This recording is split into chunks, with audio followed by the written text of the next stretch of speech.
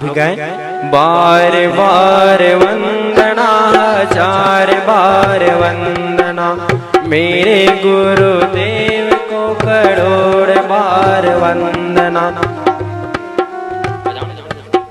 करोड़ बार वंदना, मेरे गुरुदेव को करोड़ बार वंदना, बार बार वंदना, हजार बार वंदना, मेरे गुरुदेव को करोड़ बार वंदना, मेरे गुरुदेव को करोड़ बार वंदना, सद्गुरु श्री कबीर देव को बार बार वंदना, सद्गुरु श्री देव को बार बार वंदना, मेरे गुरुदेव को बार बार वंदना, मेरे गुरुदेव को बार बार वंदना, मेरे गुरुदेव को बार बार वंदना, मेरे गुरुदेव को बार बार वंदना। बोले सद्गुरुदेव की जय, सद्गुरु असंग देव की जय। सभी श्रोताओं से निवेदन, अपने अपने स्थान पर यथा स्थान उखरू बैठकर अंजलि बांधकर 3 बार सिर झुकाकर साहेब बंदगी बोलकर सभी लोग प्रणाम करें। बंदो सन्मुख पारखी, शीश भेंट धरो हाथ, वचन उचारो बंदगी, सत्य प्रेम के साथ, साहेब बंदगी, साहेब बंदगी, साहेब बंदगी। बोले सद्गुरुदेव की जय। यस्य दर्शन मात्रेण मनसा सात प्रसन्नता, स्वयं भूयात् धृति शांति, सा भवेत् परिमो गुरु, सा भवेत् परमो गुरु। बोलिए सद्गुरु कबीर साहिब की जय, सद्गुरु क्षमा साहिब की जय।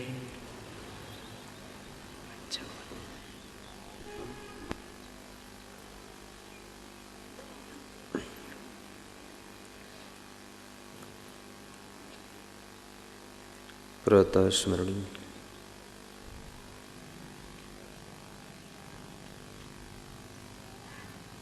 परम पूज्य सद्गुरु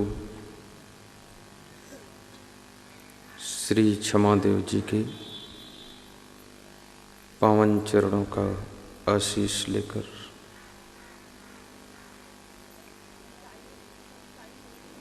ग्राम खारवा कला, जिला रतलाम, मध्य प्रदेश की पवित्र भूमि पर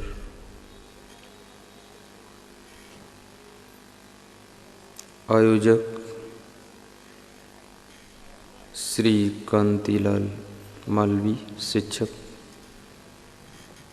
उनकी धर्मपत्नी श्रीमती सावित्री देवी शिक्षिका, उनके सहयोगी सरपंच श्री नागूलाल मालवी, उप सरपंच श्री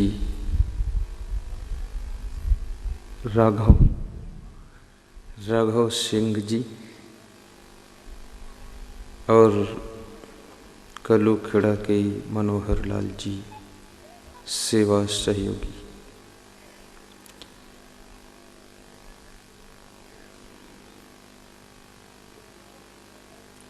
बुद्ध मंगल में संत समाज, धर्म स्नेही बंधुओं,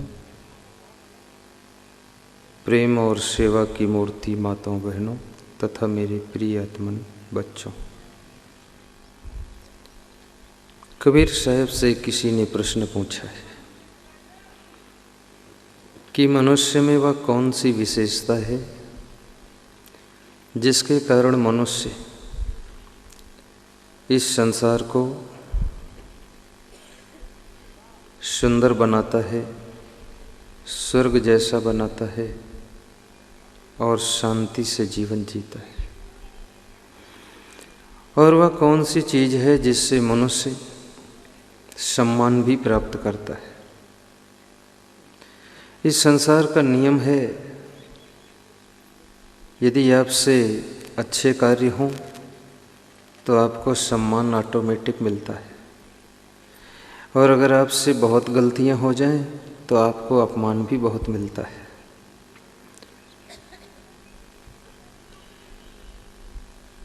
सम्मान और अपमान के बीच में मनुष्य की जिंदगी की सरिता प्रवाहित होती है। लेकिन मज़े की बात यह है, सम्मान हर व्यक्ति को प्रिय है, अपमान किसी को अच्छा नहीं लगता है। परंतु मनुष्य अपमान जिन कार्यों से प्राप्त होता है वे कार्य उसको अच्छे लगते हैं, परंतु अपमान अच्छा नहीं लगता है। उसे बबूल बोना तो अच्छा लगता है, लेकिन बबूल के कांटे अच्छे नहीं लगते। अच्छे आम लगते हैं, लेकिन आम बोता नहीं है, बोता बबूल है। और कबीर साहब कहते हैं, बोया पेड़ बबूल का आम कहाँ से खाए। जब अच्छे कार्य नहीं किए आपने तो सम्मान के आम खाने को कहाँ से मिलेंगे। इसलिए एक बार गलती हो जाए तो उस गलती को दोबारा रिपीट मत करो। वो गलती एक बार जो होती है वो गलती गलती नहीं मानी जाती है। वो गलती आपको ज्ञान नहीं था इसलिए हो गई। लेकिन जब एक बार गलती हो गई और आप भी जान गए, सब जान गए, सब कहने लगे गलती आपसे हुई, दोबारा उस गलती को रिपीट अगर आपने फिर किया तो कहावत है, एक बार ठगावे सो 52 बेर कहावे।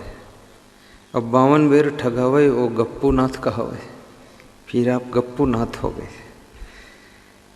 इसलिए गलतियों को संभालना भी जरूरी है। कबीर साहब से पूछा गया कि मनुष्य में कौन सी विशेषता है जिससे मनुष्य इस संसार में सम्मान पाता है, मनुष्य का आदर होता है और मनुष्य की महिमा पूरे संसार में फैली हुई है। तो कबीर साहब ने कहा, कोई और चीज़ नहीं है, केवल एक चीज़ ऐसी है जो मनुष्य के पास में जब विकसित होती है तो मनुष्य जिधर निकलता है उधर उसकी खुशबू फैलती है, और जिसके पास में बैठ जाता है उसको शांति मिलती है, और जहाँ पर निवास कर लेता है वहाँ स्वर्ग जैसा वातावरण बन जाता है। और उस चीज़ का नाम है क्या? वो मनुष्य के अंदर जो गुणों का गुलदस्ता है वो जब खिलता है तो मनुष्य पूरे संसार में शांति की सुगंध फैला देता है।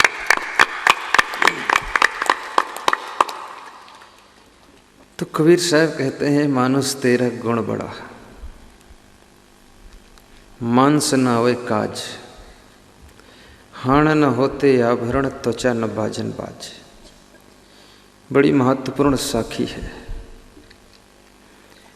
कबीर साहब की जो ज्ञान की शैली है उसमें ना तो राम कथा है ना कृष्ण कथा है, उसमें तुम्हारे जीवन की व्यथा है, मनुष्य की व्यथा है।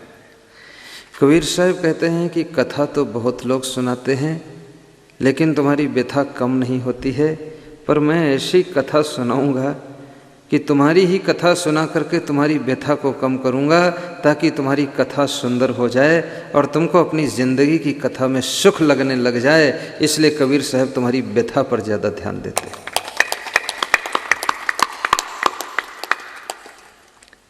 इसमें जब मैं प्रवचन देता हूं तो आप बार बार देखते होंगे, किसी एक महान पुरुष की कथा का वर्णन नहीं करता।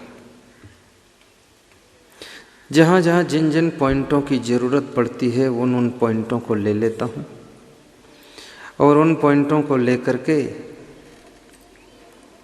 कबीर साहब के ज्ञान में उनको मिला करके और फिर ऐसे डोज तैयार करता हूँ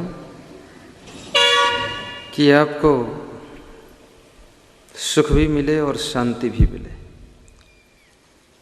ये कबीर साहब का ज्ञान जिस ज्ञान में राम की रामायण, कृष्ण की गीता, नीतिकारों के नीति शास्त्र, ऋषियों के वेद मंत्र, उपनिषदों के सूत्र कबीर साहब की एक साधारण भाषा शैली में समाये हुई है। और कबीर साहब की भाषा शैली ग्रामीण है, क्योंकि कबीर साहब ने देखा कि बहुत अगर क्लिष्ट भाषा में बोलूँगा तो गांव के लोग चूक सकते, इसलिए उन्होंने ग्रामीण भाषा का प्रयोग किया, शुद्ध हिंदी भी नहीं।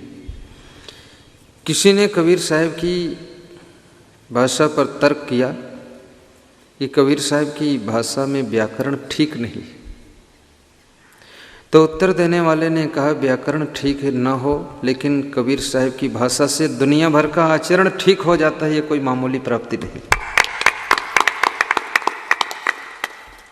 जिनकी ग्रामर बहुत अच्छी है, व्याकरण बहुत अच्छी है, लेकिन आचरण अच्छे नहीं है, तो उनकी व्याकरण भी उनको दुख से बचा नहीं पाती।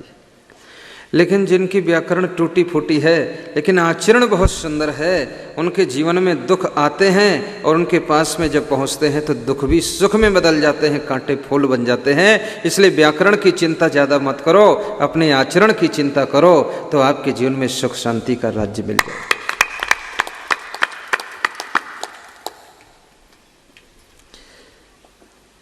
एक इंग्लिश पढ़ने वाला विद्यार्थी पूरी इंग्लिश की जानकारी नहीं कर पाया। उससे जब कोई पूछता था क्या कर रहे हो, तो बोल देता था आई एम खाइंग। इंग्लिश का शब्द ईट उसको मालूम नहीं था, आई एम ईटिंग कहना चाहिए, मैं खा रहा हूँ, लेकिन वो ऐसे बोल देता था आई एम खाइंग, आई एम जाइंग, आई धीरे धीरे बोलते बोलते उसने इंग्लिश सीख लिया। छोटा सा बच्चा न हिंदी बोल पाता है, न इंग्लिश बोल पाता है, न संस्कृत बोल पाता है, लेकिन धीरे धीरे माँ बाप के साथ में सीखते सीखते वो बच्चा कितनी अच्छी हिंदी और कितनी अच्छी मालवा भाषा बोलने लग जाता है। तो साहब कहते हैं मानुष तेरा गुण बड़ा, मानुष तेरा गुण बड़ा, मांस नावे काज, हाण न होते आभरण त्वचा न बाजन बाज। कबीर साहब की बड़ी महिमा है। कबीर साहब इस शरीर के लिए बहुत गहराई से समझा रहे हैं कि हे इंसान, जिस शरीर का तू गर्व करता है, ये शरीर ज़्यादा काम का नहीं। इस शरीर में जो गुण हैं वह महत्वपूर्ण है, लेकिन ये शरीर, इसका मांस भी काम नहीं आता है। इस शरीर की सेहत बढ़े, ज़्यादा इस पर मांस बढ़े, तो आप सोचो कि हमारा शरीर ज़्यादा वजन हो गया तो ज़्यादा महत्व हो जाएगा, ज़्यादा महत्व नहीं होगा, क्योंकि वजन बढ़ने से बीमारियां बहुत बढ़ती हैं। इस बात पर गौर करना। अगर 1 कुंटल से ज़्यादा वजन निकल गया है तो 160 बीमारियों को आमंत्रण मिल गया है, और 1.5 कुंटल से ज़्यादा वजन हो गया है तो 50% बीमारियां आपके भीतर ही जन्म लेना शुरू कर देंगी। और 4 कुंटल यदि आपका वजन हो गया है तो आप रोज़ अपने को बीमार, अस्वस्थ ही एहसास करेंगे, कभी स्वस्थ नहीं एहसास करेंगे। और जब वजन बढ़ने लगे तो बेसन की बनी हुई चीज़ें खाना बंद करो, मीठा भी बंद करो, आधा पेट भोजन करो, थोड़ा फल खाओ, और 10 घंटे सोना बंद करो। अगर 10 घंटे आप सोते हैं तो याद रखना फिर आपका वजन और बढ़ता चला जाएगा। और जीवन में वजन बढ़े न बढ़े, लेकिन भजन बढ़ना चाहिए। लोगों का भजन घट रहा है। भजन, भक्ति करने का समय नहीं, इसलिए मनुष्य बड़ा चालाक है। वो मनुष्य कहता है कर्म ही पूजा है, यानी भक्ति करो न करो, सत्संग में जाओ न जाओ, जो कर्म कर रहे वही पूजा है, फिर क्या जरूरत सत्संग में जाने की। बहुत चतुराई से उसने निकाले हैं तरीके। लेकिन भाइयों बहनों, कर्म पूजा नहीं है। पूजा पूजा है, कर्म कर्म है। कर्म पूजा नहीं हो सकता है। कोई कहे ये माइक ही हवाई जहाज है, माइक हवाई जहाज कैसे हो सकता है? माइक माइक है, वो बोलने के काम आता है, हवाई जहाज उड़ने के काम आता है। कर्म ही पूजा है ऐसा नहीं। पूजा के प्रभाव से जब मन पवित्र हो जाता है तब तुम्हारे हाथों के द्वारा सुंदर पावन कर्मों की रचना होने लग जाती है। तब वही कर्म धर्म बन जाता है और भवसागर से आपको बेड़ा पार करने में मदद कर देता है। क्योंकि इस दुनिया में कर्म तो सब कर रहे हैं, जानवर भी कर्म कर रहे हैं, पंछी भी कर्म कर रहे हैं, चींटियां भी कर्म कर रही, दुकानदार दिन भर दुकान पर बैठे बैठे कर्म कर रहा। कर्म पूजा नहीं है। पूजा तीन भांत की हेरी प्रतिमा वैष्णव आत्म केरी, तीन प्रकार की पूजा होती है। एक तो मूर्ति की पूजा, प्रतिमा, और दूसरी पूजा है वैष्णव पूजा। वैष्णव यानी साधु संत की पूजा। जब आप हमें माला पहनाते हैं, फूल भेंट करते हैं, ये संत की पूजा है। आरती करते हैं, ये संत की पूजा है। सुंदर फल पपीता लाते हैं, ये संत की पूजा है। भेंट बंदगी करते हैं, ये पूजा संत की है। तो प्रतिमा, वैष्णव, आत्म केरी, और तीसरी है आत्म पूजा, जहाँ संत और मूर्ति दोनों का जरूरत खत्म हो जाता है। आत्म पूजा। लेकिन आत्म पूजा कब होती है? जब ज्ञान हो जाता है। आत्म ज्ञान नहीं है तो आत्म पूजा नहीं हो पाएगी। इसलिए जिनको आत्म ज्ञान नहीं है, जब ध्यान लगाते हैं ना, तो उनका मन बहुत चंचलता करता है, क्योंकि आत्म ज्ञान तो है नहीं। पर किसी को देखा आंख बंद करके बैठा है तो वह भी आंख बंद करके बैठने लग गए। एक आदमी घर में बहुत ध्यान करता था, 2-2 घंटे ध्यान करे। घर के लोग बोले बड़ा ध्यानी है। लेकिन उस आदमी की पत्नी असंतुष्ट हो गई। उसने कहा 2 घंटे ध्यान करने की क्या जरूरत है, आधा घंटे बहुत, कुछ काम भी तो करना चाहिए। उसके मित्र मिलने आ जाए तो भी खबर मिल जाए कि वो ध्यान में है। मिलता भी नहीं था जल्दी, ध्यान में है तो कौन उसको छेड़े। तो एक दिन मित्रों ने पूछा, तो इतना लंबा ध्यान क्यों लगाता है? तेरा ध्यान इतना लग जाता है 2-2 घंटे तक, तेरे भीतर शून्य हो जाता है। उसने कहा शून्य तो नहीं होता है। बोले फिर क्यों लगाता है इतना ध्यान? बोले ध्यान में बैठ जाता हूँ तो घर वालों के काम करने से बच जाता हूँ। अगर ध्यान न करूँ तो काम बहुत लेते हैं हमसे, इसलिए ध्यान करता हूँ। आपके टाइम टेबल की सेटिंग अगर गलत है। किसी विचारक ने कहा है, मनुष्य कार्य की अधिकता से नहीं थकता है, मनुष्य कार्य की अनियमितता से थकता जो है। आप कार्य करने की शैली अगर ठीक नहीं संभाल पाए, कार्य करने का तरीका आपका सही नहीं है, तो एक छोटे से कार्य में आप फंसे रहोगे। एक कलेक्टर कह रहा था, रोज़ सुबह केवल 1 घंटे में 24 घंटे का काम कर देता हूँ, बिल्कुल फ्री रहता हूँ। मैंने कहा कैसे? कहा सुबह बैठता हूँ, जो डाक आती, फाइलें आती हैं, फटाफट दस्तखत करता हूँ, बिल्कुल अलर्ट होकर। बोले फिर सत्संग करता हूँ, आपके साथ में 18-18 दिन घूमता हूँ, कोई टेंशन नहीं है। अब इनके काम करने का तरीका सही नहीं है तो 6-6 दिन की फाइलें डाक रोक लेते हैं, ढेर लग जाती हैं, उनमें उलझे रहते हैं। ताज़ा काम रखो, तुरंत करो फटाफट, काम को पेंडिंग में मत डालो। पेंडिंग में पड़ा हुआ काम तुम्हारे दिमाग की टेंशन का कारण बन जाता है। जितने काम तुम इकट्ठे करते जाओगे, ढेर लगाते जाओगे, डिपॉजिट करते जाओगे, वह सब काम आपके लिए टेंशन बनेंगे, दिमाग पर बोझा बनेंगे। इसलिए काम अगर आज होने वाला तो आज कर डालो, ताकि कल कोई नया काम शुभारंभ कर सको। लेकिन काम को अगर टालते रहोगे तो वो काम ऐसा टेंशन बनकर तैयार होगा कि आपके दिमाग को भी खा जाएगा और काम भी बिगड़ जाएगा। और एक बात मैं और कहूँगा, आप एक छोटी सी डायरी भी रखो, अपने बिस्तर के सिरहाने साइड में डायरी और पेन रखो, छोटी सी डायरी। आपके दिमाग में बहुत से कार्य जब बिस्तर पर आप लेटते हैं उस समय याद आते हैं, तो उन कार्यों को डायरी में तुरंत नोट कर दो। एक छोटी सी टार्च हो आपके पास, वो भी बिस्तर पर ही, टार्च जलाया, नोट किया। क्योंकि जो कार्य तुम यादगारी के लिए डायरी में नोट कर देते हो उसका वजन दिमाग पर हल्का हो जाता है। और जिसे नोट नहीं करते हो, रात भर तुम उसको सोचते रहते हो और कभी कभी विचार करते हो कल सुबह भूल ना जाए। इसलिए मेमोरी पर बार बार लाते हो और उसी तनाव में आपको अच्छी नींद नहीं आती है। और जिस व्यक्ति को अच्छी नींद नहीं आती है उसका पूरा दिन खराब हो जाता है, दिन भर दिमाग उसका गरम रहता है, जो याद करना था वो भी भूल जाता है। इसलिए गहरी नींद लेना भी जरूरी। कार्य को स्पीड से करना भी सीखो। कार्यों के प्रति आलस्य और लापरवाही का परित्याग करो।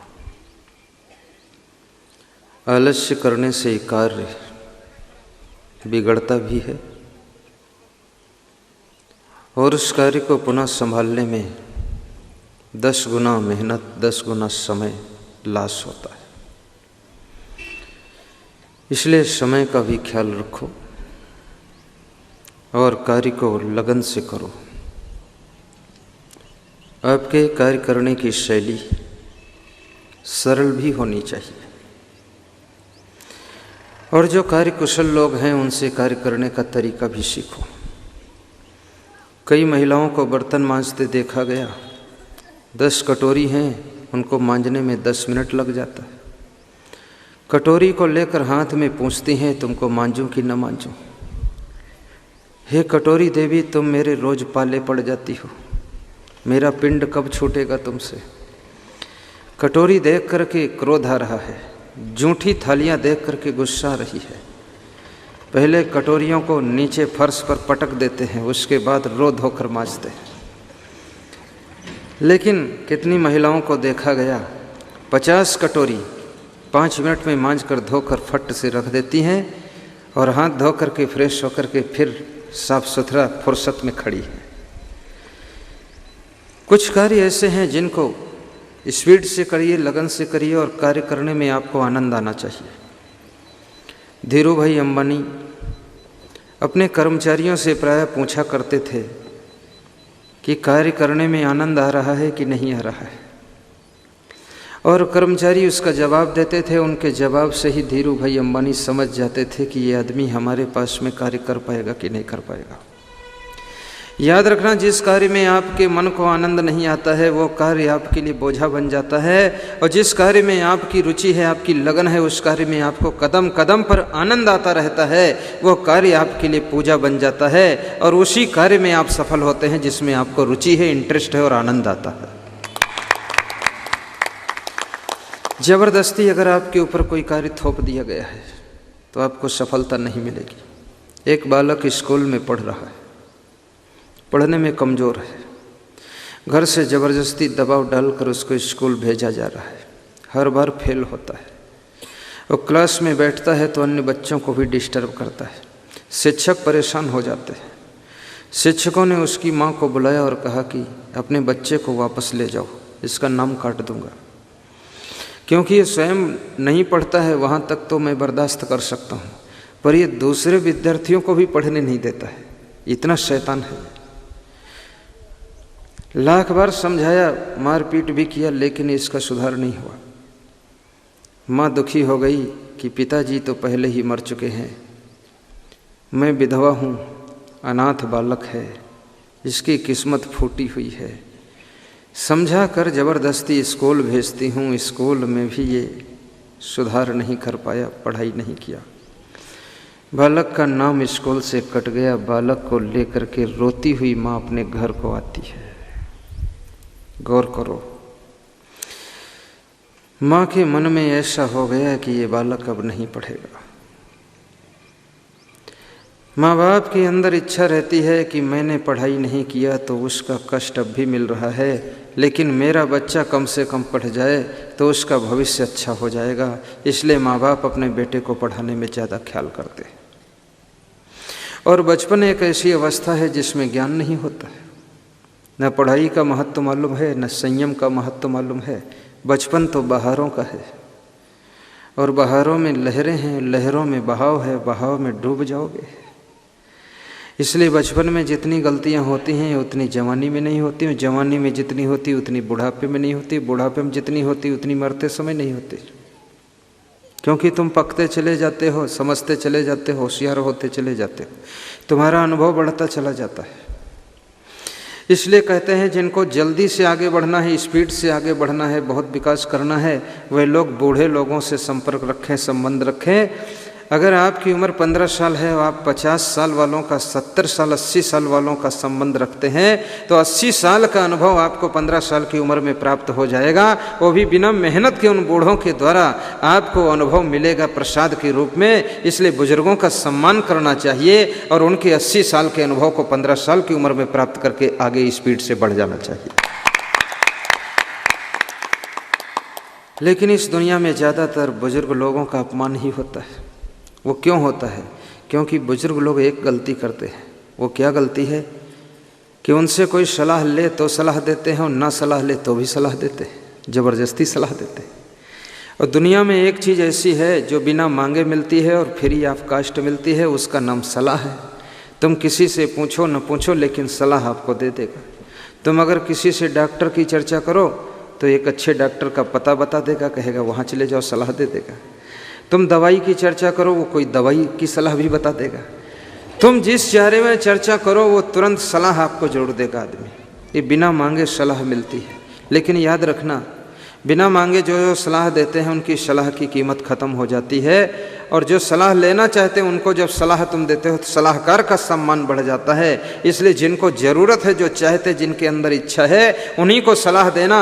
और जो सलाह तुमसे नहीं लेना चाहते हैं उनको सलाह बिल्कुल मत देना, तो ही तुमसे वह प्रेम करेंगे। अगर ज़बरदस्ती सलाह दोगे तो वह लोग तुमसे नाराज़ होकर के तुम्हारा अपमान करेंगे। इसलिए बुजुर्गों से निवेदन है, ज़बरदस्ती किसी को सलाह मत दें।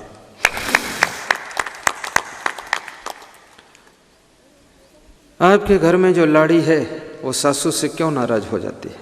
क्योंकि सासू जबरदस्ती उसको प्रवचन सुनाती रहती है। तो लाड़ी 1-2 साल तो प्रवचन सुनती है, उसके बाद लाड़ी लड़ने के लिए खड़ी हो जाती है और कहती तुम्हारे भाषण से हम तंग हो गए। अलग रहना चाहती लाड़ी। आप कम बोलिए, आपकी बोली सुनने के लिए लोग इंतजार में रहे। हमारे यहाँ एक संत थे, हमारे गुरुदेव के गुरु, जिनका नाम था विशाल देव। वे बहुत कम बोलते थे और उसी से बोलते थे जो सुनना चाहता हो, और तर्क करे तो बिल्कुल नहीं बोलते थे, और सुनना नहीं चाहता तो उससे उसका परिचय भी नहीं पूछते थे। छत्तीसगढ़ से 36 भक्त उनके दर्शन करने के लिए आए। 3 दिन रहे, चौथे दिन विदा हो रहे थे, लेकिन वह किसी भक्त से बोले नहीं।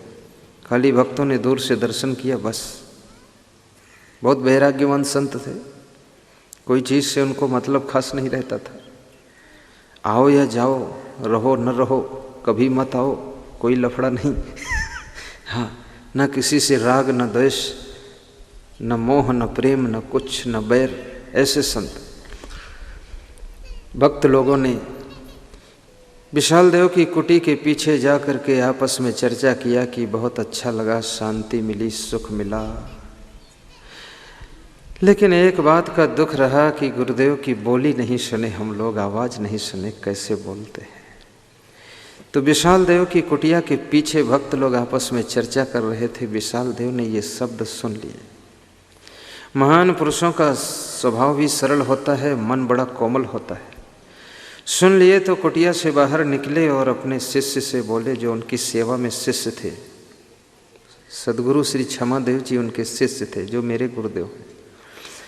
उनसे बोले कि वो छत्तीसगढ़ के भक्तों को बुलाओ, जरा यहाँ बिठाओ। बुला करके लाए, बिठाया। छत्तीसगढ़ के भक्तों से पूछा कब आए थे? बोले 3 दिन हो गए साहेब, आज विदा हो रहे। बोले और रुको 1 दिन। भक्तों ने कहा साहेब घर में काम है, जाना है, आपकी बोली सुनना चाहते थे। तो विशाल देव ने कहा ठीक है, बोली सुनना चाहते हो, जिस भाव को ले करके तुम यहाँ दर्शन करने आए हो, जिस भाव के साथ में तुमने दर्शन किया है, जिस भाव के साथ में यहाँ से वियोग हो रहा, विदा हो रहे हो, इस भाव को जिंदगी भर संभालते रहना तो तुम्हारा स्वभाव सुंदर बना रहेगा, प्रभाव सुंदर बना रहेगा, जिंदगी में किसी चीज़ का अभाव नहीं रहेगा। जाओ प्यारे शिष्यों, तुम छत्तीसगढ़ के भक्तों, अब जिंदगी में कभी आना ना आना, लेकिन इतना जरूर याद रखना, ये भाव तुम्हारा घटने ना पाए तो समझ लो तुम्हारे दिलों में ही मेरा निवास है, वहीं जाकर भक्ति करो। इस तरह से विशाल देव बड़ी मुश्किल से बोलते थे, तो लोग उनकी बातों को सुनना चाहते थे। कम बोलना भी जरूरी है। अधिक बोलने से आपको लोग क्रैक माइंड भी कहने लग जाते हैं, और बिल्कुल कम बोलो तो आपको लोग मूर्ख भी कहने लग जाते हैं। बिल्कुल ना बोलो तो कहते मूर्ख है इसलिए नहीं बोलता है।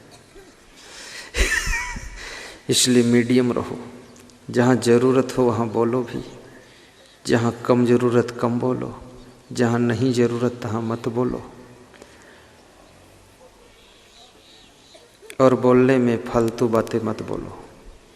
फालतू बातें बोलोगे वे बातें आपको उलझन में डाल देंगी, असमंजस में डाल देंगी। कबीर साहब कहते हैं, मानुष तेरा गुण बड़ा, मांस नावे काज।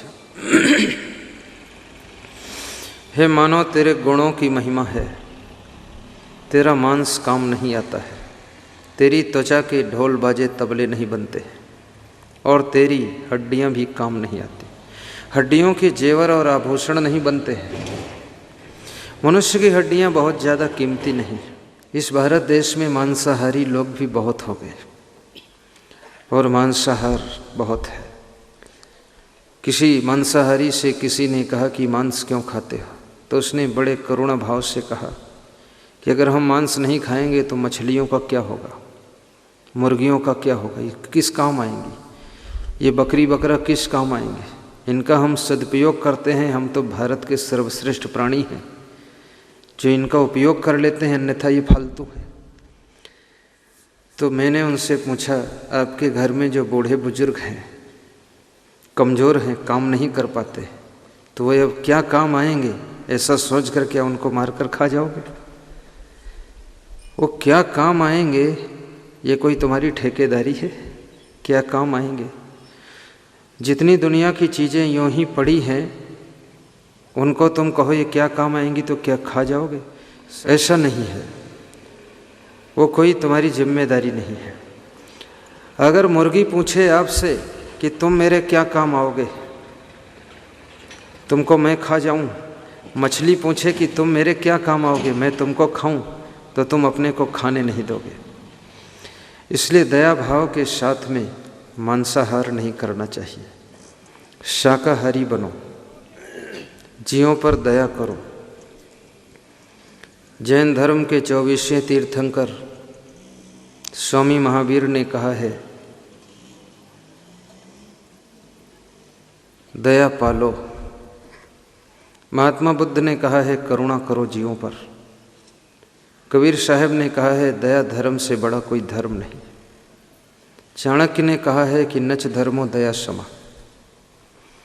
कृष्ण गीता में कहते हैं, दया भूतेषु अलुप्तम। दुनिया के कितने ही शास्त्र उठाकर देखो, दया का प्रयोग सब जगह। और आप भी चाहते हो कि मेरे ऊपर कोई दया करे। आपको कोई मारू भैंसा मारने आ रहा हो, सांड मारने आ रहा हो, तो आपके मन में इच्छा होती कोई दया करके हमको बचा ले। आप बचना चाहते हो, आप मरना नहीं चाहते। लेकिन जो आदमी अपने आप को बचाना चाहता है, वो आदमी न जाने कितने अंडे, न जाने कितनी मुर्गियां, न जाने कितनी बकरियां, न जाने कितनी भेड़, न जाने कितने मछलियों को खाकर ख़त्म कर देता है। मनुष्य स्वयं के लिए तो दया चाहता है, लेकिन दूसरों प्राणियों पर स्वयं दया नहीं करता है। और ये मांस मछली मनुष्य खाता क्यों है? ये इसलिए खाता है कि इसमें स्वाद उसको आता है, एक नया स्वाद। और नए स्वाद के लालच में मनुष्य मांसाहारी हो जाता है। मैंने मांसाहारियों से पूछा, मांस क्यों खाते हो? तो उन्होंने कहा, जब मांस को दांत के नीचे हम दबाते हैं, कुचलते हैं, तब उसमें रबड़ जैसा दबाने का स्वाद आता है, इसलिए इसको हम खाते हैं। तो मैंने कहा, आपकी छोटी सी जबान का स्वाद कितने प्राणियों के जीवन को बर्बाद कर देता है। आप एक जीवा के लालच में पड़ करके अनेक प्राणियों की जीवों की हत्या कर देते हैं। ये बहुत बड़ा पाप है। इसलिए कबीर साहब ने कहा कि जीव दया और आत्म पूजा, कहें कबीर धर्म नहीं दूजा। कई लोगों का कहना है कि मांस मछली में विटामिन प्रोटीन बहुत होता है। विटामिन प्रोटीन भाइयों बहनों कुछ भी नहीं है। आपको मैं सच बताता हूँ, बालक बचपन में माँ का केवल दूध पीता है, लेकिन उसकी जैसी सेहत रहती है, चेहरा चमकता है।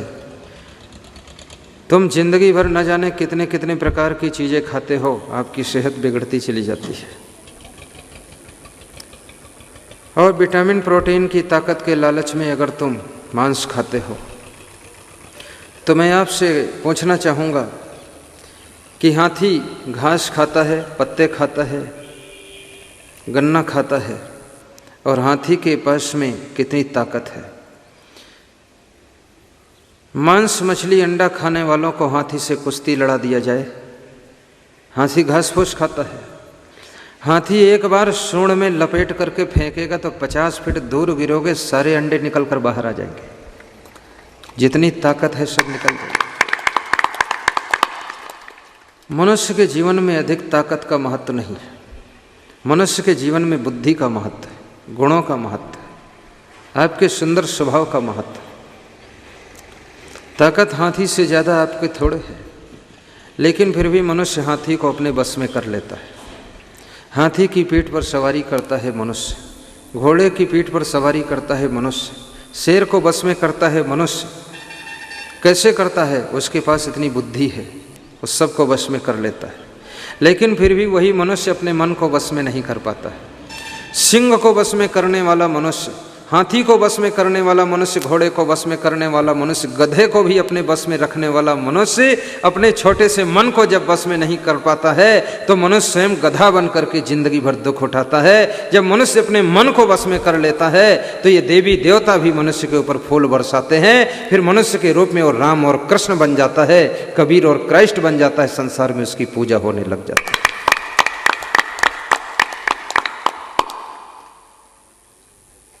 आप बुद्धिमान हैं, सच है, आपकी बुद्धि का महत्व है। मनुष्यों में भी कम ज़्यादा बुद्धि के लोग होते हैं। एक वह लोग हैं बुद्धिमान जिन्होंने माइक बनाया है, दूसरे वह बुद्धिमान हैं जो माइक को चलाते हैं, माइक को चलाते हैं। तीसरे वह हैं जो माइक में बोलते हैं। चौथे वे हैं जो माइक का रख रखाव करते हैं। ये 4 बुद्धिमान हैं। और 5वें वे हैं जो माइक की बोली हुई आवाज़ में प्रवचन सुनते हैं, वो भी बुद्धिमान है। लेकिन कुछ लोग ऐसे भी हैं जो प्रवचन सुनते ही नहीं, प्रवचन से उनको एलर्जी। वह कहते हैं सब हमको ज्ञान है, हमारे पास में ज्ञान की कमी नहीं। ज्ञान है, लेकिन ज्ञान के राह पर चलने का आपके पास में पावर नहीं है। सत्संग आपको ज्ञान की राह पर चलने की शक्ति दे देता है। ज्ञान तो वास्तव में बहुत लोगों को है। हर सिगरेट पीने वाले को ज्ञान होता है कि सिगरेट पीना स्वास्थ्य के लिए हानिकर है, लेकिन फिर भी लोग सिगरेट पीते, फिर भी सिगरेट पीते। क्यों? क्योंकि ज्ञान तो है कि सिगरेट पीना स्वास्थ्य के लिए हानिकर है, सिगरेट की डिब्बी पर भी लिखा हुआ है, लेकिन फिर भी सिगरेट छोड़ नहीं पाते हैं। क्यों? क्यों पीते हैं? क्योंकि उस ज्ञान के राह पर चलने की उनके पास में शक्ति नहीं है, कमज़ोर पड़ जाते हैं।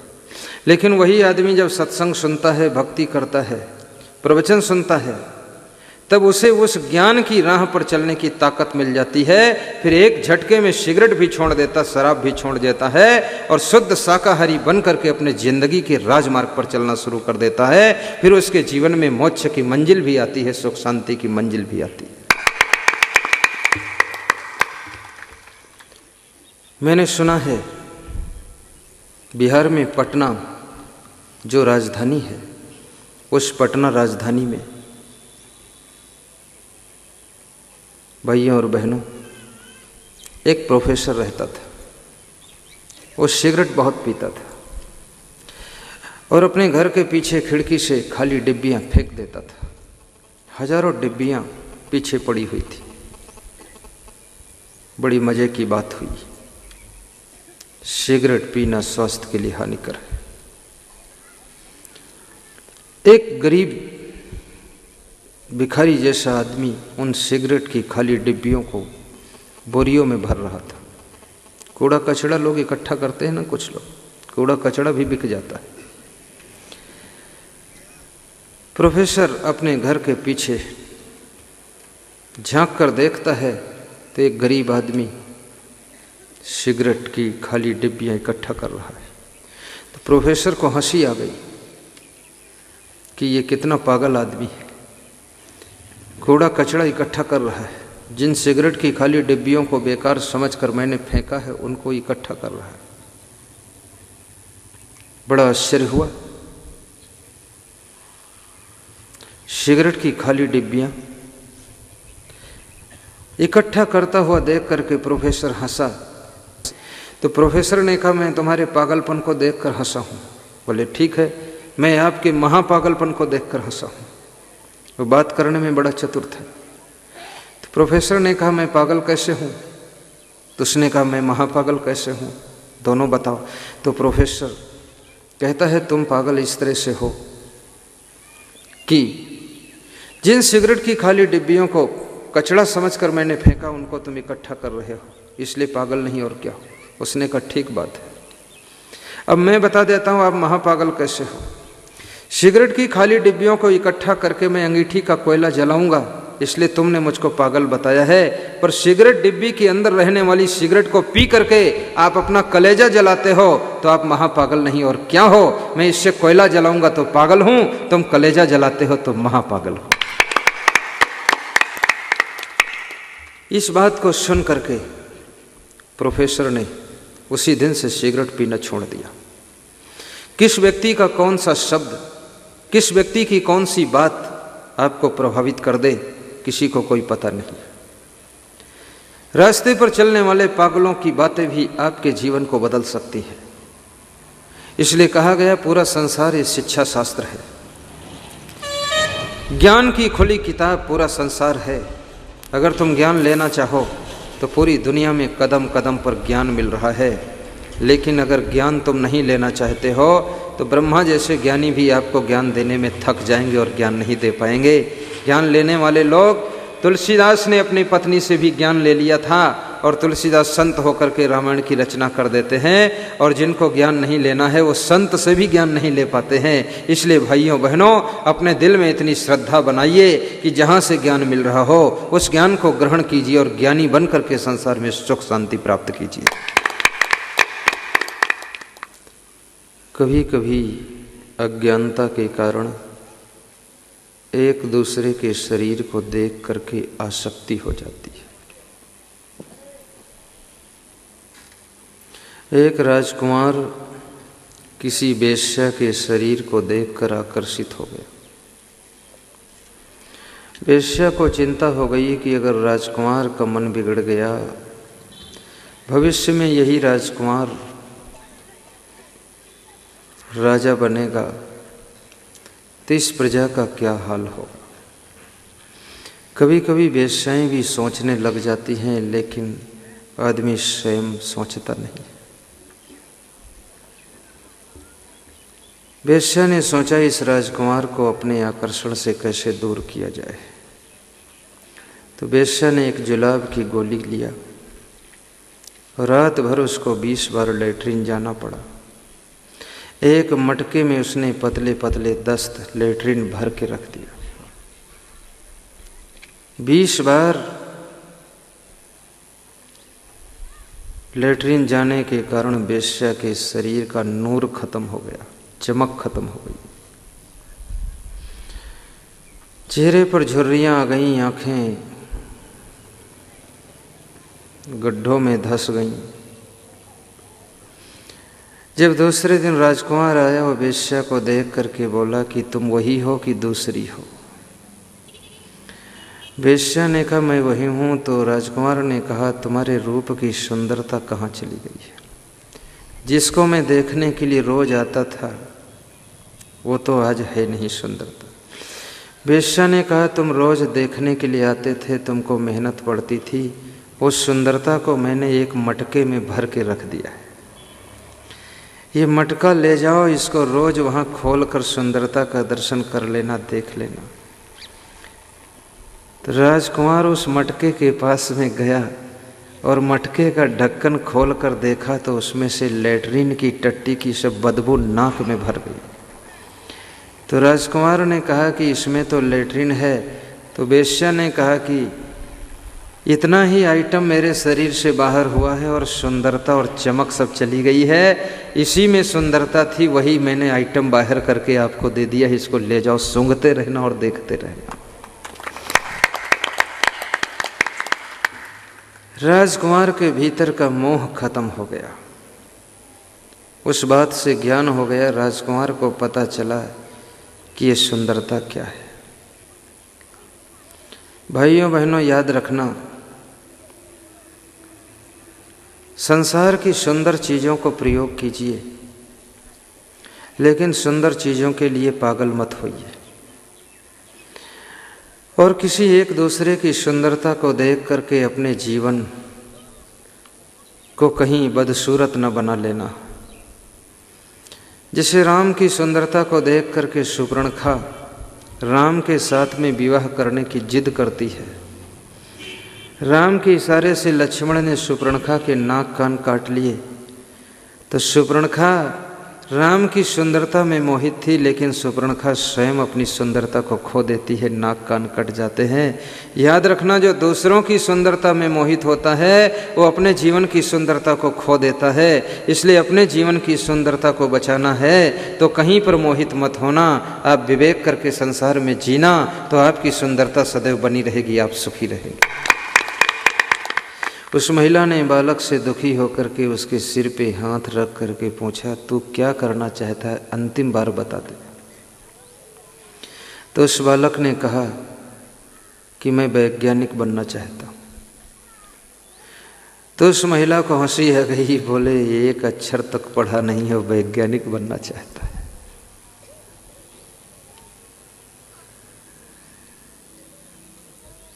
वो महिला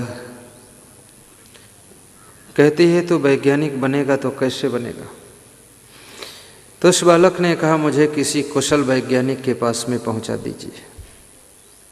माँ ने बालक को ले जाकर के कुशल वैज्ञानिक के हाथ में सौंप दिया। उस वैज्ञानिक ने उस बालक को देखा और कहा कि आपके बालक में वैज्ञानिक बनने की संभावना छिपी है कि नहीं है, ये मैं कल बता दूंगा, कल आना।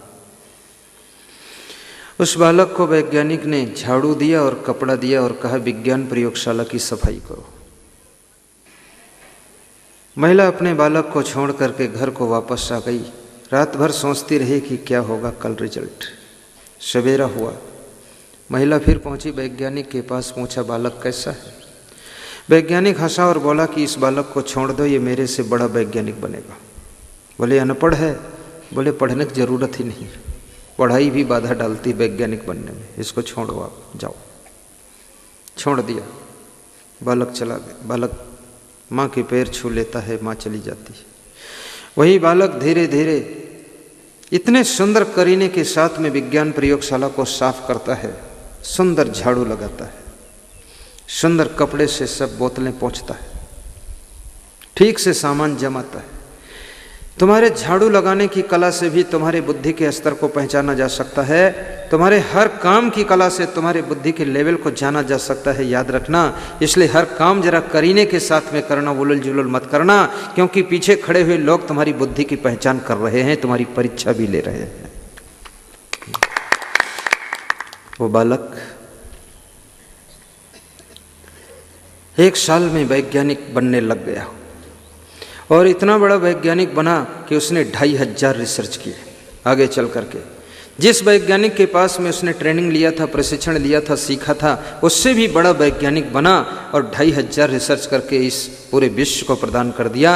ये जो माइक चल रही उसी का रिसर्च है, ये बल्ब भी उसी का रिसर्च है, ये कैमरा भी उसी का रिसर्च है। उस वैज्ञानिक का क्या नाम था भाइयों बहनों? उसका नाम था थॉमस अल्वा एडिसन। और वो ऐसा वैज्ञानिक था, स्कूल में पढ़ने में तो कमजोर था, मन नहीं लगाता था, लेकिन विज्ञान में उसकी रुचि थी, तो 2500 रिसर्च करके हमें आपको दिया है। ऐसे वैज्ञानिक के अभिनंदन के लिए ताली बजाइए आप जोर से। भाइयों और बहनों, मानुष तेरा गुण बड़ा मानस ना वे काज, हाण न होते या भरण तो चन बाजन बाज। मनुष्य के गुणों की महिमा है।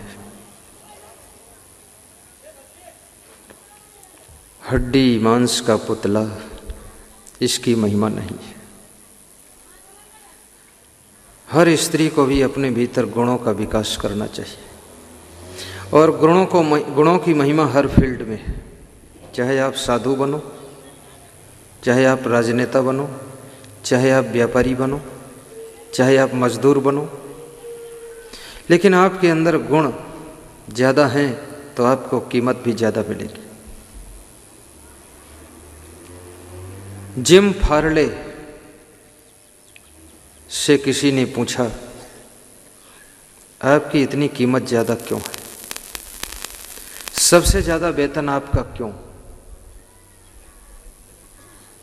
जिम फार्ले ने बहुत अच्छा जवाब दिया। जिम फार्ले ने कहा, मेरे को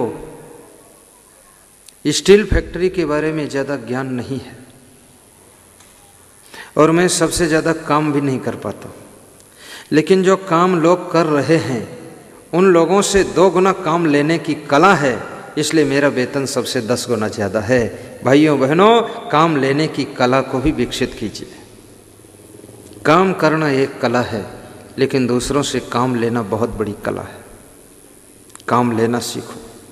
अगर दूसरों से काम लेना आपको नहीं आता है तो याद रखना, आप अपने लक्ष्य में ज़्यादा सफल नहीं हो सकते।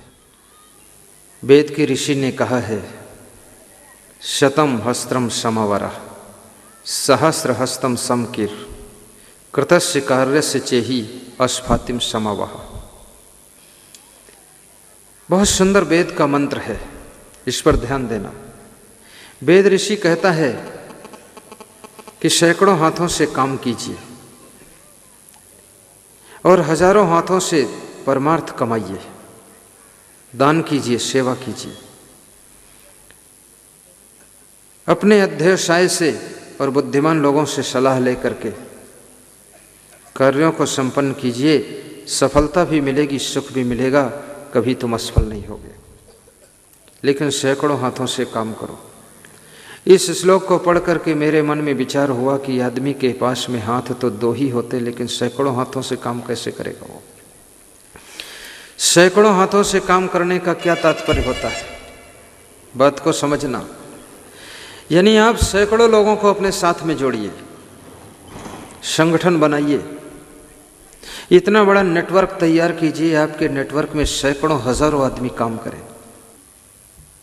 वेद का ऋषि कहता है, शतम हस्तम समावरा, सैकड़ों हाथों से काम करो, अर्थात संगठन बना करके अपने कार्य का नेटवर्क लंबा चौड़ा कीजिए और सहनशीलता से धैर्यपूर्वक हजारों लोगों से काम ले लीजिए। उनको भी कुछ परसेंटेज दीजिए, उनके भी परिवार की व्यवस्था चलती रहे। और कोई परमार्थ का काम करना हो बहुत सारे लोगों को साथ में जोड़ लीजिए। जब थे तब तो इतने लोग उनकी भक्ति नहीं करते थे। साईं बाबा बिल्कुल फक्कड़ संत थे, लेकिन अब साईं बाबा नहीं हैं तो साईं बाबा के नाम पर कितना दान हो रहा है। और दान देना चाहिए, ठीक है, क्योंकि साईं बाबा के मंदिर में दर्शन करने के लिए लोग लाखों की संख्या में जाते हैं। रात रुकते हैं उनके ठहरने के लिए स्थान, खाने के लिए भंडारा व्यवस्था, ये सब वहाँ चल रहा है।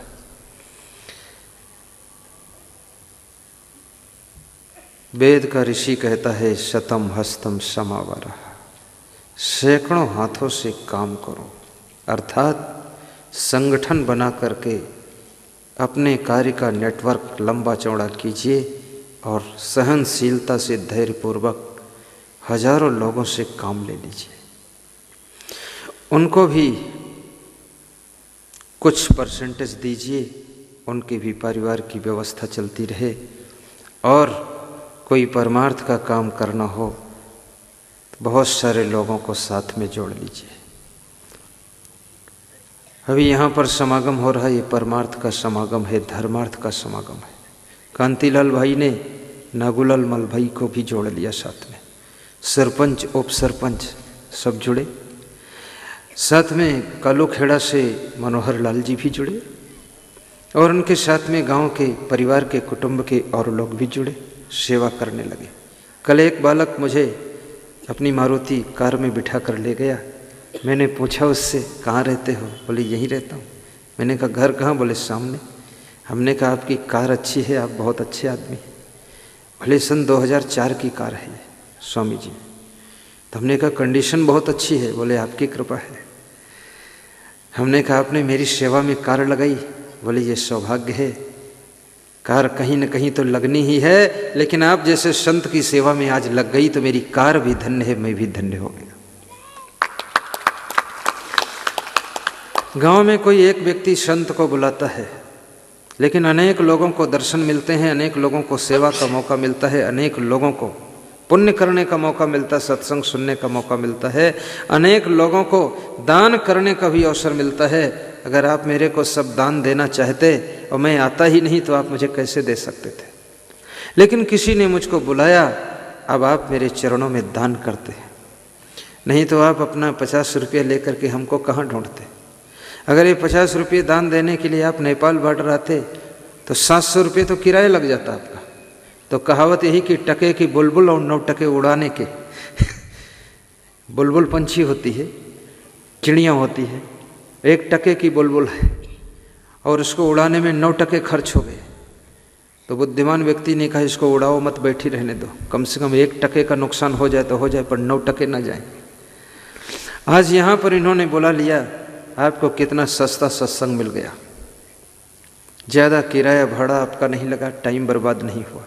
जैसे हमारे आलोट से भक्त जी आए हुए हैं, शिंदे जी, बहुत बड़ी उनकी श्रद्धा है। आलोट पास में यहाँ से है 15-20 किलोमीटर। वहाँ से यहाँ आने में उनको बड़ी सुविधा रही, सत्संग का लाभ लिया। बरडिया राठौर के भक्त, खजूरी सोलंकी के भक्त, काबुल खेड़ी के भागीरथ भक्त, अब ये सारे भक्तों को यहाँ पर लाभ मिल गया, आसानी से मिला। गंगा तो भागीरथ ने प्रयास करके, साधना करके, तपस्या करके शिव जी की जटा से निकाला था, गंगा को प्रवाहित करवा दिया। अब स्नान तो सबको आसानी से करने को मिल जाती है, नहीं शिव जी की जटा में छिपी हुई गंगा थी तो उनकी जटा में कौन नहाने जाता? उस गंगा में गंगा शिव की जटा से निकालना ही एक कला था। ऐसे भाइयों बहनों, मेरे को बुलाना और सत्संग की गंगा को बहाना ये भी एक कला था। वो कांतिलाल भाई और सावित्री देवी ने करके दिखाया। थोड़ा जोरदार ताली बजाया करो आप लोग, आपकी ताली में दम होनी चाहिए। आपकी ताली ऐसे है लगता है उसकी जान निकल गई। ताली बजाने से बहुत फायदे हैं, लेकिन नहीं बजाओगे तो नुकसान हमें क्या करना। ताली बजाने से आपको बीपी की बीमारी नहीं होगी, बीपी आपका कंप्लीट रहेगा। ये पॉइंट होते हैं सब, एक को पंक्चर हो जाते हैं, दब जाते हैं, बीपी खत्म हो जाती, कंप्लीट बीपी रहेगी, ना लो ना हाई। दूसरा फायदा, ताली बजाने से डायबिटीज कंट्रोल होता है। तीसरा फायदा, बहुत बड़ा फायदा, कि ताली बजाने से आपका मन खुश होता है। और चौथा फायदा, ताली बजाने से आपका अहंकार भी खत्म हो जाता है। और पांचवा फायदा, ताली बजाने से आप खुशियों से भर जाते हैं, आपकी टेंशन भी कम हो जाती है। और ताली बजाने से एक और सबसे बड़ा फायदा है कि आपका डाइजेशन सिस्टम कंप्लीट हो जाता है। और ताली बजाने से आपका सिर दर्द सही हो जाता है। ताली बजाने से जॉइंटों का दर्द खत्म होता है। इसलिए दमदार ताली बजाना चाहिए। आपके हाथों में चोट लगनी चाहिए। तुम ऐसे बजाते जैसे मलहम लगा रहे हैं। हाँ, हाथ में चोट लगे, जोर से चटाका पीते। बोलो राघोरम।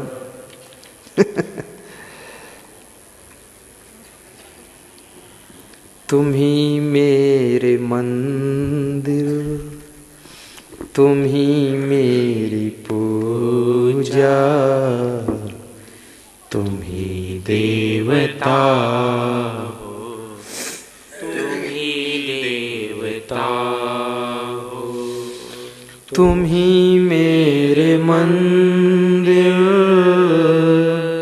तुम ही मेरी पूजा,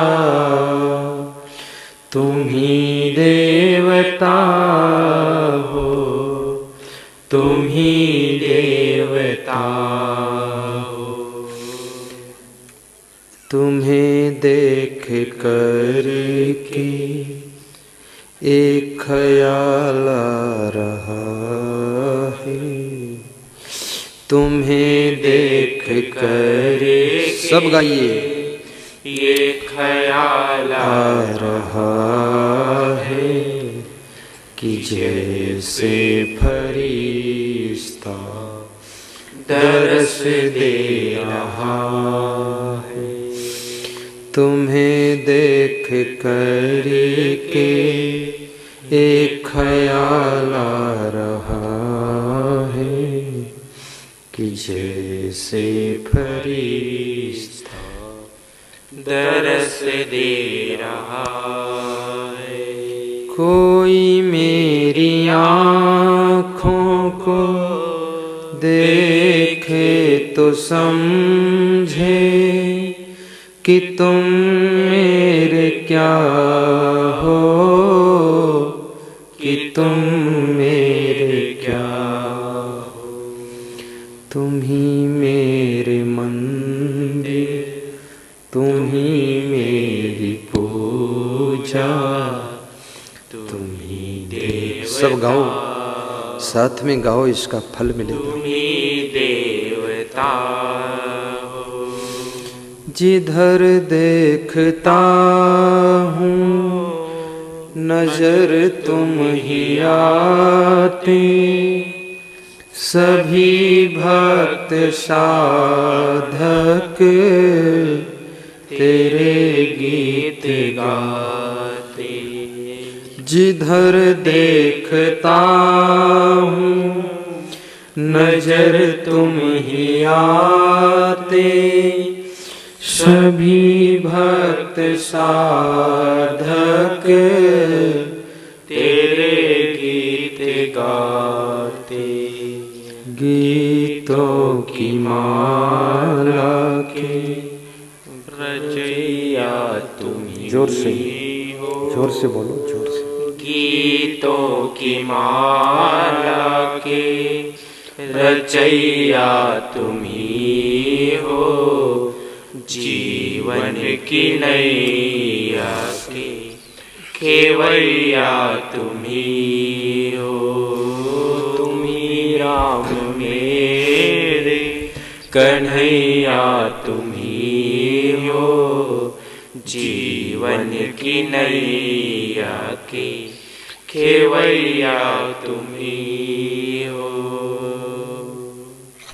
कोई मेरी आँखों को देखे तो समझे कि तुम मेरे क्या हो, कि तुम मेरे क्या हो।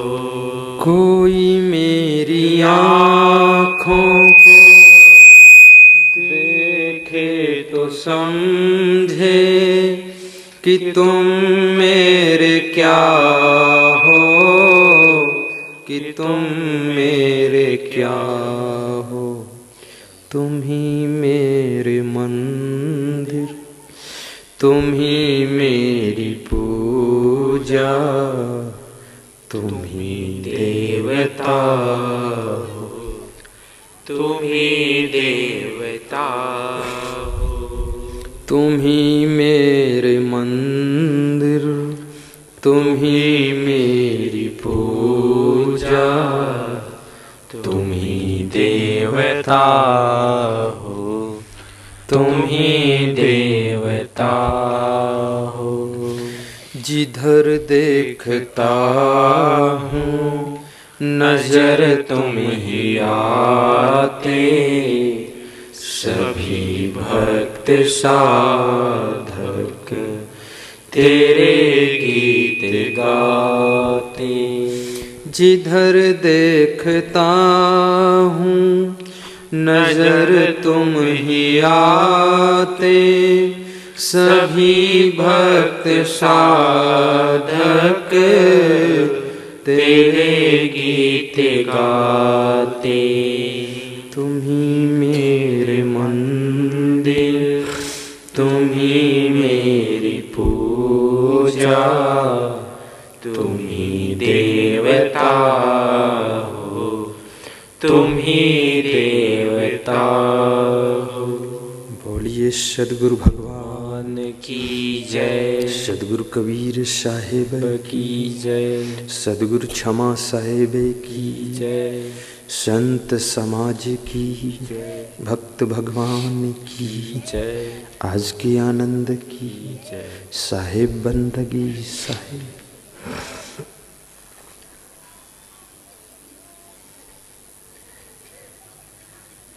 आपको ऐसा लगा कि अब बंद कर देंगे?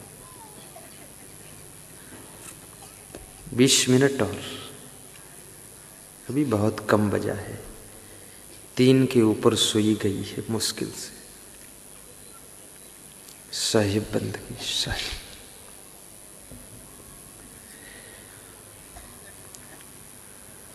मानुष तेरा गुण बड़ा, मांस ना होए काज, हाण न होते आभरण त्वचा न बाजन बाज। ध्यान देना, बहुत अच्छी अच्छी बातें बताऊंगा। कबीर साहब कहते हैं गुणवान बनो, उसके बाद में धनवान बनो। यदि आप गुणवान नहीं हैं और धनवान बन गए तो याद रखना, ये धन आपका नुकसान करेगा। धन आपको शराबी बना देगा, धन आपको जुआरी बना देगा, धन आपको गुंडा बना देगा, लफंगा बना देगा। पहले गुणवान बनो, उसके बाद में धनवान बनो। पहले गुणवान बनो, उसके बाद में पहलवान बनो, अन्यथा आपकी पहलवानी का बल दूसरों को दुख देगा। पहले गुणवान बनो, उसके बाद में नेता बनो, अन्यथा तुम नेता बन गए और गुणवान नहीं हो तो नेता बन करके ऐसी उल्टी पलटी राजनीति करोगे कि पूरा राष्ट्र भी संकट में पड़ जाएगा और प्रजा दुख ही पाएगी। पहले धनवान बनो, उसके बाद शिक्षक बनो। पहले गुणवान बनो, फिर शिक्षक बनो, डॉक्टर बनो, मास्टर बनो, कलेक्टर बनो, कुछ भी बनो, अब सफलता पाएगी।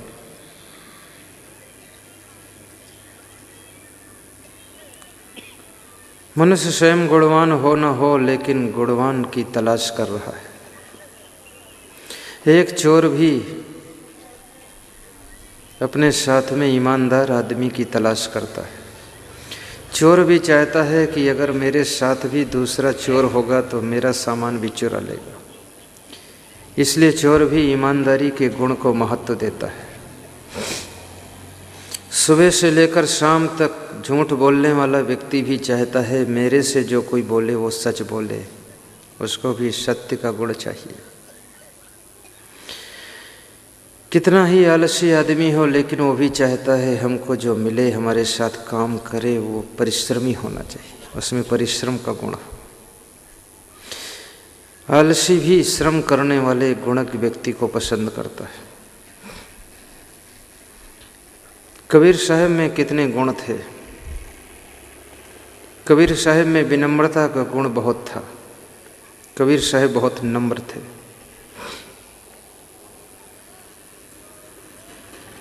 कबीर साहब समाज के सामने कहते हैं, दादा भाई बाप के लेखों चरणन हुई हों बंदा, अब की पुरिया जो निर्वारे सोजन सदा आनंदा। ये कबीर साहब के शब्द हैं। साहब कहते, तुम मेरे दादा हो, तुम मेरे भाई हो, तुम मेरे बाप हो, मैं तुम्हारे चरणों की बंदगी करता हूँ। अगर इसी मानव जीवन में तुमने अपने वासना की गठरी को खोल करके ख़त्म कर दिया तो तुम्हारा मोक्ष भी हो जाएगा, जीवन भर आनंद भी रहेगा। और जो अपने वासना को समाप्त कर दे, भक्ति करे, सत्संग सुने और अपने जीवन को सदाचार के पथ पर चलाए, उसको मैं दादा कहने को तैयार हूँ, बाप कहने को तैयार हूँ, भाई कहने को तैयार हूँ और उसको बंदगी प्रणाम करूँगा, नमस्कार कर लूँगा। कबीर साहब की विनम्रता चरम सीमा को छू रही है। कितने लोग कबीर साहब के बारे में नहीं जानते हैं, झूठी झूठी कहानियाँ जोड़ देते हैं। किसी के द्वारा मैंने सुना था, कबीर साहब जा रहे थे तो एक बालक मिला रास्ते में। कबीर साहब के लिए एक झूठी कहानी जोड़ दिया लोगों ने। कबीर साहब से उसको एलर्जी होगी, कुछ होगा गड़बड़। तो उस बालक के पास में कबीर साहब खड़े हुए और बोले कि ये जो मेरे हाथ में दीपक है, इसकी ज्योति कहाँ से आई। कबीर साहब को अहंकार आ गया, ऐसा उसने बताया। और कबीर साहब ने पूछा, इसकी ज्योति कहाँ से आई। तो बालक हंसा और उसने ज्योति को बुझा दिया मुंह से फूंक करके। और कबीर साहब से पूछा, ये ज्योति अब कहाँ चली गई। तो कबीर साहब का अहंकार टूट गया। कितनी झूठी बात है। कबीर साहब जैसा महान संत कभी अहंकार कर सकता है और बालक इतना छोटा अज्ञानी है, वो इतना विनम्र हो सकता है, इतना ज्ञानी हो सकता है? कभी नहीं हो सकता। कबीर साहब ऐसा कभी नहीं अहंकार में पहुंच सकते। कबीर साहब तो किसी को ज्ञान देने के लिए पहुंच सकते हैं कि ये ज्योति कहाँ से आई, यानी वे परम तत्व को तुमको याद दिलाना चाहते हैं। ये अहंकार में थोड़े पूछ रहे हैं। महान पुरुषों के लिए झूठी कहानियों को जोड़ करके उनके नाम को हल्का नहीं करना चाहिए। कबीर साहब तो बहुत विनम्र हैं। अभी मैं 2 दिन पहले संतों को बीजक पढ़ा रहा था तो उसमें एक प्रसंग आया था कि नारी सकल पुरुषों खाए ताते रहे अकेला, और कहें कबीर जो अब की बूझे सोई गुरु हम चेला। आज की तारीख में दुनिया में नासमझ चेला भी अपने को चेला स्वीकार नहीं करता है। जिस समय नाम के आगे दास लिखना होता है उस समय कलम रुकती है, सोचते हैं दास न लिखूं, क्योंकि दास क्या हूं, मैं तो सबका स्वामी हूं। लेकिन कबीर साहब जैसा महान संत अपने आप को चेला स्वीकार कर रहे हैं। साहब कहते हैं, कहें कबीर जो अब की बूझे। बूझे माने समझना, समझना माने कल्याण करना, कल्याण करना माने सत्संगी हो जाना, सत्संगी हो जाना यानी भक्ति की राह पर चलना, साधु संत की सेवा करना, सतमार्गी बन जाना। कबीर साहब कहते हैं, इसी मानव जीवन में जो सत्संगी हो जाए, भक्ति करे, कल्याण की राह पर चले, सत्संग में डुबकी लगा ले, तो सोई गुरु हम चेला। उसको मैं गुरु मान लूँगा और अपने को उसका चेला मानने को तैयार हूँ, लेकिन जो अपना कल्याण करे उसको मैं गुरु मान सकता हूँ।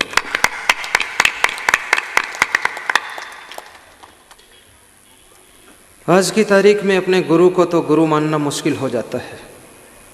आदमी गुरु से भी अकड़ जाता है और कभी कभी कहने लग जाता, हजारों ज्ञान मिला है उनके द्वारा, ना जाने कितना सहारा मिला है कल्याण मार्ग में चलने का, और फिर भी अहंकार में जोश में कहता है आदमी, क्या तुम मेरे गुरु हो, क्या वो मेरे गुरु हैं। अरे गुरु हैं लेकिन तुम मानोगे नहीं क्योंकि तुमको अहंकार है। और कबीर साहब पूरी दुनिया के लिए ढिढोरा डिमडिम घोष कर देते हैं कि उसको मैं गुरु मानता हूँ जो सतमार्ग पर चलने लग जाए और मैं उसका शिष्य बन जाऊँगा। ये कबीर साहब में विनम्रता का बहुत बड़ा गुण था। इसलिए कबीर साहब के कितने शब्द पढ़ो, सभी जगह उन्होंने कहा, कहीं कबीर सुनो भाई साधु। संतों को भाई भी कहा है कि हे साधु भाई। संतों को छोटा नहीं माना। कबीर साहब कहते, कहीं कबीर सुनो भाई साधु। हे संत भाइयों सुनो, तो हम तुम बराबर हैं दोनों। जैसे राम में विनम्रता का गुण बहुत था, हनुमान जी से भी कहते हैं तुम मेरे ऐसे प्रिय हो जैसे मेरा भाई भरत प्रिय है। तुम में मेरे भाई भरत का गुण दिखाई देता है, वही प्रेम की झलक दिखती है। कभी कभी हनुमान तुम्हारे भीतर भरत का रूप दिखाई देता है। तुम और भरत में कोई फर्क नहीं है। तुम मम प्रिय भरत ही सम भाई, रघुपति की नहीं बहुत बड़ाई। दूसरों की प्रशंसा करने का गुण भी आपके अंदर विकसित होना चाहिए। दूसरों की प्रशंसा करना भी बड़ा कठिन होता है। जब तुम दूसरों की प्रशंसा करते हो तुम्हारा अहंकार दुखी होने लग जाता है। तुम्हारे अहंकार को ठेस लगती है, क्या ये मेरे से बड़ा है जो मैं इसकी प्रशंसा करूं, इसमें कौन सा गुण है। लेकिन याद रखना, जब दूसरों की तो प्रशंसा करते हो, तुम्हारे में प्रशंसा करने का गुण, नम्रता का गुण विकसित होता है, जिसके कारण तुम और थोड़ा बड़े हो जाते हो। इसलिए दूसरों के गुणों की प्रशंसा करने में कभी पीछे मत रहना, और दूसरे लोग जो अच्छा काम करते हैं उनको धन्यवाद भी देना। कल मेरे संतों के साथ में मेरी मीटिंग थी, तो एक संत ने कहा कि मैंने देवकर जी को धन्यवाद दे दिया मोबाइल में तुरंत। तो मैंने कहा क्यों दिया? तो बोले उनके प्रयास से, उनके पुरुषार्थ से टीवी चैनल पर सत्संग समागम आया है गुरुदेव का, इसलिए मैंने तुरंत मोबाइल लगाकर उनको बोल दिया कि आप धन्यवाद के पात्र हो, जो आपने प्रयास करके इतना मेहनत करके टीवी चैनल पर प्रोग्राम लाए हो। और संत बोले मैंने भी धन्यवाद दे दिया है। कुछ बोले अब यहाँ आएंगे तब हम धन्यवाद दे देंगे। आपके परिवार में धन्यवाद देने का प्रोग्राम चलना चाहिए। अगर आपकी पत्नी ने भोजन अच्छा बनाया है तो भोजन बनाने के लिए उसको धन्यवाद दीजिए। अगर आपके पति ने अच्छी मेहनत करके पढ़ाई करके कलेक्टर की पोस्ट पर पहुंचा है तो आप उसको धन्यवाद देना। अपने पति को ऐसा वैसा मत समझना, उसकी वजह से तेरा सम्मान है। वो कलेक्टर है इसलिए तुम्हारा जलवा है, लेकिन पढ़ाई उसने किया है, जलवा तुम मार रही हो। इसलिए उसको धन्यवाद देना कि आपने इतनी अच्छी पढ़ाई न की होती तो शायद मैं आपकी पत्नी बनती तो साधारण पत्नी कहलाती, अब मैं कितनी बड़ी पत्नी कहला रही।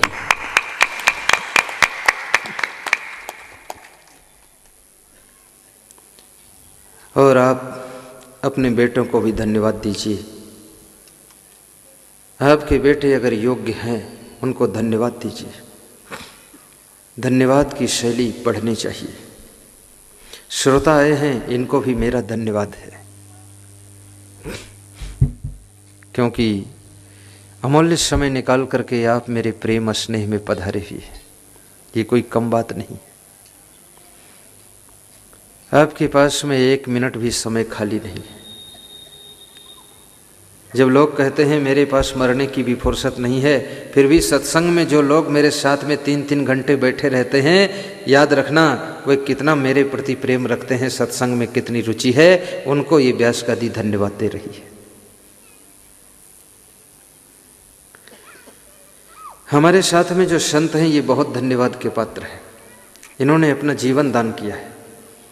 कोई धर्म प्रचार के लिए मेरे चरणों में, आश्रम की सेवा के लिए, भंडारा के लिए धन दान करता है, अन्न दान करता है, वस्त्र दान करता है, लेकिन हमारे साथ में जो संत हैं इन्होंने अपना जीवन ही दान कर दिया है कि ये पूरा जीवन आपके चरणों में है, न वेतन लूंगा न कुछ लूंगा, फ्री आप कास्ट आपकी सेवा में जिंदगी दांव पर लगा दूं।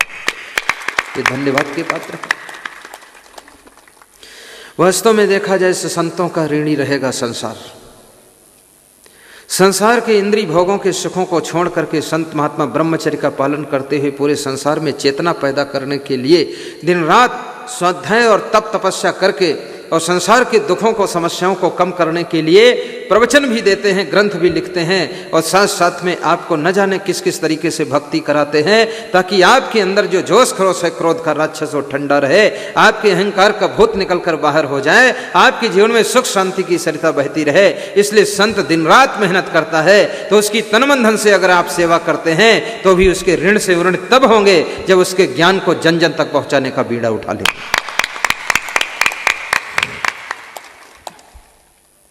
संत महात्माओं का बहुत उपकार है संसार के ऊपर। आग जो लगी आकाश में झरझर गिरे अंगार, और साधु न होते जगत में जरी मरता संसार। आकाश में आग लग गई है। ऐसे तो आपके घरों में आग लगती, खेतों में आग लगती है, लेकिन कबीर साहब कहते हैं आकाश में आग लगी। कौन सा आकाश है? आकाश यानी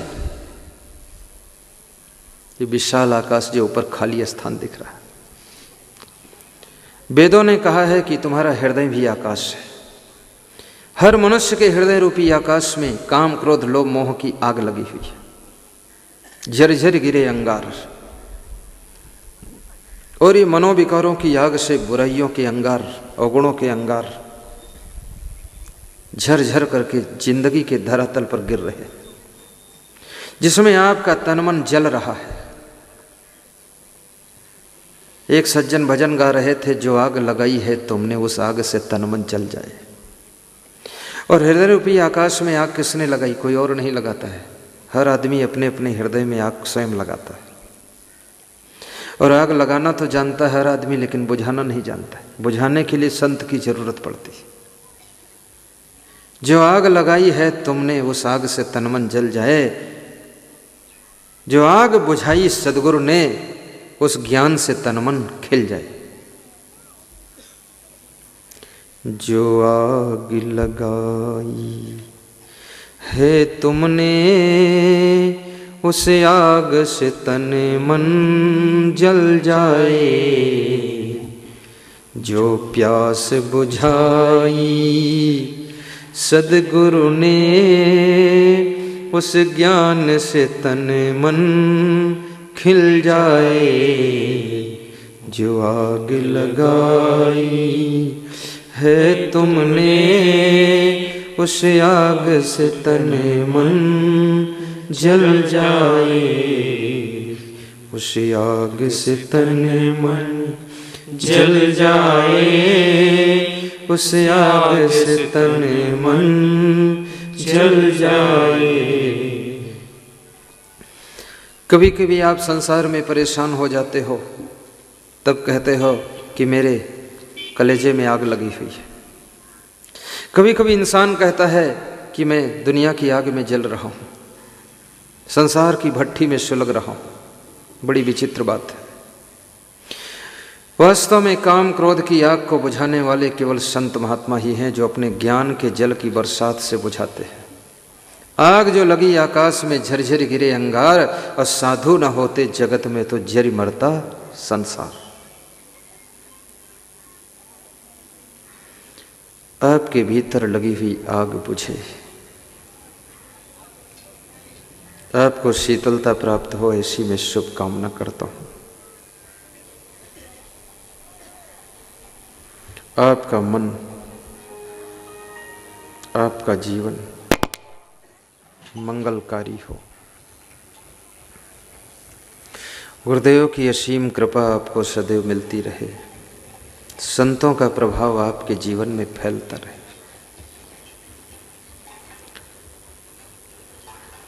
आपका जीवन खुशबूदार बने। आप जहाँ रहो वहाँ स्वर्ग जैसा वातावरण बना सको। अष्टौ गुणा पुरुषम दीपयन्ति प्रज्ञा च कौल्यम च दमः श्रुतम च पराक्रमश्च च बहुभाषिता च दानम यथाशक्ति कृतज्ञता च। महात्मा विदुर से धृतराष्ट्र पूछ रहे हैं कि वे कौन से गुण हैं जिसकी वजह से मनुष्य दीपक की तरह प्रकाशित होता है। विदुर जी कहते हैं 8 गुण ऐसे हैं जो मनुष्य को दीपक के समान प्रकाशवान बना देते हैं। अष्टौ गुण पुरुषम दीपयन्ति प्रज्ञा च कौल्यम च दमः श्रुतम च। प्रज्ञा यानी जिनको परम ज्ञान है, कौल्यम यानी जिनके कुल आचार विचार पवित्र है। तीसरी चीज, जिन्होंने इंद्रियों को दमन कर रखा, कंट्रोल कर रखा, जिन्होंने शास्त्र ज्ञान है, चौथा गुण। 5वां गुण जो पराक्रमी हैं, कभी हिम्मत नहीं हारते हैं, धैर्य टूटता नहीं है। 6ठा गुण जो अनावश्यक बातें नहीं बोलते हैं, आवश्यक भाषण करते हैं, बाकी चुप रहते हैं। मितभाषी हैं, बकवासी नहीं है, प्रपंची नहीं है, प्रवचन देते हैं, प्रपंच नहीं देते। ये 6ठा गुण। 7वां गुण जो यथाशक्ति दान भी करते हैं। किसी ने 50 रुपये दान दिया, लेकिन उनकी हैसियत अच्छी है तो उन्होंने 50,000 दान दिया। किसी ने 50,000 दान दिया, हैसियत कमज़ोर है उनकी, तो अपना 50 रुपये दान दे दिया। अपनी क्षमता के अनुसार दान करते। दानम यथाशक्ति कृतज्ञता चा, और जो दूसरों के उपकार को कभी भूलता नहीं है, धन्यवाद देता रहता है, ये 8 गुणों से संपन्न व्यक्ति इस संसार में दीपक के समान प्रकाशवान हो जाता है। वो जहाँ रहता है उसके आसपास में पतंगे की तरह लोग इकट्ठे होते हैं और उसकी रोशनी इस सारे संसार को मिलती रहती है। इसलिए अपने भीतर 8 गुणों को पैदा करना चाहिए। विष्णु भगवान में सहनशीलता का बहुत बड़ा गुण था। सीता जी में पतिव्रता का बहुत बड़ा गुण था। भृगु जी ने विष्णु भगवान के सीने, परशुराम के पिता भृगु जी भी बहुत क्रोधी थे, परशुराम भी क्रोधी थे, बाप बेटे दोनों क्रोधी थे। लेकिन परशुराम में एक विशेषता थी, परशुराम बाल ब्रह्मचारी भी थे। एक अवगुण था लेकिन दूसरा बहुत बड़ा गुण भी था। एक तरफ से उनको देखो तो परशुराम जैसा चमकता हुआ ब्रह्मचारी मिलना कठिन है, और दूसरी तरफ से देखो तो परशुराम जैसा क्रोधी मिलना भी कठिन है। कभी कभी मनुष्य में कुछ गुण इतने अच्छे होते हैं जिसके कारण उस मनुष्य को छोड़ा भी नहीं जाता है, और कुछ अवगुण ऐसे होते हैं जिसके कारण उस मनुष्य को पकड़ा भी नहीं जा सकता। बड़ा खतरनाक मनुष्य है। परशुराम के अंदर ब्रह्मचर्य का गुण बहुत अच्छा गुण है। धर्म की रक्षा के लिए परशुराम जी हर तरह से शस्त्र को भी उठा लेते हैं। सीता जी में पतिव्रता का गुण है, राम में एक पत्नी व्रता का गुण है। दुनिया के सारे व्रत गृहस्थ आश्रम के लिए छोटे हो जाते हैं। जहां पर पति पत्नी दोनों गृहस्थ धर्म को निभाते हुए एक पत्नी व्रत एक पति व्रत का पालन करते हैं, वहां पर दुनिया के सारे व्रत इसी व्रत में समा जाते हैं और सब व्रतों का फल उनको यही प्राप्त हो जाता है। लक्ष्मण में सेवा का गुण इतना विशेष गुण है, अपने भाई की सेवा करना बड़ा कठिन होता है। कुत्ते की सेवा करना आसान है, गाय भैंस की सेवा करना आसान है, पंछी की सेवा करना आसान है, अतिथि मेहमान की सेवा करना आसान, लेकिन भाई की सेवा करना कठिन है, क्योंकि भाई के साथ में बराबर का रिश्ता होता है। आदमी का अहंकार कहता है मैं इनसे क्या छोटा हूं, मैं भी भाई हूं, मैं इनकी सेवा क्या करूं। लेकिन लक्ष्मण से हमको सीखना चाहिए सेवा का गुण। उन्होंने अपने भाई राम की सेवा जिंदगी भर जम करके किया है, इसलिए लक्ष्मण भी भगवान की कैटेगरी में पहुंच गए। भरत जी में प्रेम करने का गुण है। भरत जी ने कितना प्रेम रखा है। सारी समस्याएं अयोध्या की भरत के प्रेम को कम नहीं कर पाती हैं। राम के अंदर त्याग का गुण है। अपने भाई के लिए राजपाट को त्याग करके मां कैकेयी की आज्ञा का पालन करते हुए, अपने पिता का आदर रखते हुए वन को चले जाते हैं, और वन में जाकर के 14 साल में संतों की कृपा से, संतों के चरणों में बैठ बैठ करके संतों का ज्ञान प्राप्त करके राम भगवान वन में जाकर के भगवान बन जाते हैं, और वहां से भगवान बनकर आते हैं, तब उनकी पूजा शुरू हो जाती है। शत्रुघ्न में मौन रहने का गुण है, वे मौन हो जाते हैं। याद रखना, ये जितने गुण हैं सब एक आदमी में भी होना चाहिए। वे मौन हो जाते हैं। मौन रहने का गुण भी आप अपने भीतर विकसित करो। और मैं आपको बताऊंगा, ध्रुव में भक्ति का गुण है। प्रहलाद के अंदर अपने पिता के विरोध के बीच में भी भक्ति करने का गुण है। शबरी बचपन में गरीबी में भी झोपड़ी में रह करके भक्ति कर रही है। कभी कभी तुम कहते हो इतना गरीब हूं कैसे भक्ति करूं। याद रखना, भक्ति गरीबी में ज़्यादा फलती है, अमीरी में थोड़ा डिस्टर्ब भी हो सकती है। इसलिए गरीबी हो तो शिवरी बनकर भक्ति कर लेना, और अमीरी हो तो मीरा जैसे महलों में रह करके भी भक्ति कर लेना। सोने की अगर बिल्डिंग बनाओ तो कृष्ण बन करके द्वारिका में जैसे कृष्ण द्वारिका बनाते हैं सोने की, ऐसे तुम्हारी बिल्डिंग जो बननी चाहिए वो कृष्ण की द्वारिका होनी चाहिए, रावण की लंका नहीं होनी चाहिए जहाँ शराब चले। आपकी बिल्डिंग के अंदर कृष्ण की द्वारिका में भगवान और भक्त विराजमान होना चाहिए, तो सोने का भवन भी आपको कल्याणकारी है। बहुत सुंदर मकान बनाओ, सुंदर गाड़ी लाओ, सुंदर उन्नति करो, इसमें कोई हर्ज नहीं, लेकिन इतना जरूर याद करो कि भक्ति से जुड़े रहो, ताकि ये धन ये मकान आपके भीतर काम क्रोध लोभ मोह की ज्वाला धधका न सके, आपको शीतलता मिलती रहे। इसलिए भक्ति के माध्यम से सत्संग की बरसात करते रहो, ताकि आपका दिल ठंडा बना रहे। तो कबीर साहब कह रहे हैं, मानुष तेरा गुण बड़ा मानस नावे काज, हाण न होते आभरण त्वचा न बाजन बाज। हे मनुष्य, तेरे गुणों की महिमा है, तेरे हड्डी मांस के पुतले की महिमा नहीं है, तेरी खाल की महिमा नहीं है, तेरी खाल के बाजे नहीं बनते हैं, तेरी हड्डियों के आभूषण नहीं बनते हैं, तेरा मांस भी खास काम नहीं आता है। लेकिन तेरे इस शरीर में नाशवान मिट्टी के पुतले में जो गुण हैं, उन गुणों के कारण तू भगवान भी बनता है, महान बनता, संत बनता है, और तू नेता बनता है, तो संसार को संचालित करता है। याद रखना, अपने भीतर गुणों को सदैव बनाए रखना, ताकि संसार में तेरा सम्मान भी बना रहे। सेवा का गुण विकसित करो। अपने गांव में, अपने नगर में, अपने शहर में सत्संग कराने का गुण भी विकसित करो। कांतिलाल भाई को जितना धन्यवाद दिया जाए वो थोड़ा है, जो उन्होंने अपने ससुराल गांव का याद रखा कि वहां सत्संग कराऊं, और उनकी पत्नी, उन्होंने भी अपने जन्म स्थान को धन्य कर दिया। हर बेटी में अगर ऐसा गुण हो जाए कि अपने जन्म स्थान में संतों को ला करके प्रवचन करा दे, तो कोई गांव बाकी ही नहीं रह जाएगा, वहाँ बार बार सत्संग हो जाएगा, लोगों का मन पवित्र होगा, लोगों का कल्याण हो जाएगा। भाइयों बहनों, आपका जीवन भक्ति से जुड़े, आप सत्संगी बने, ऐसी मैं शुभकामना करता हूँ, और पधारे हुए सभी श्रोताओं को धन्यवाद देता हूँ, और आपके भीतर बैठे हुए पावन परमात्मा को प्रणाम करता हूँ। साहिब बंदगी, साहिब बंदगी। सीधे होकर बैठ जाइए।